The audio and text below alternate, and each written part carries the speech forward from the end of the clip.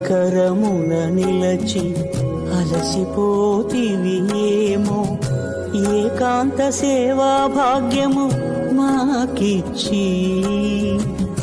పసిడి ఉయ్యాలలో ఈ పట్టు పరుపుపై కాసేపు కాసేపు కాసేపు పవళ్యాచల భోగ శ్రీనివాసుడవై, జో అచ్యుతానంద జో జో ముకుంద, జో అచ్యుతానంద జో జో ముకుంద, జో అచ్యుతానంద జో జో ముకుంద.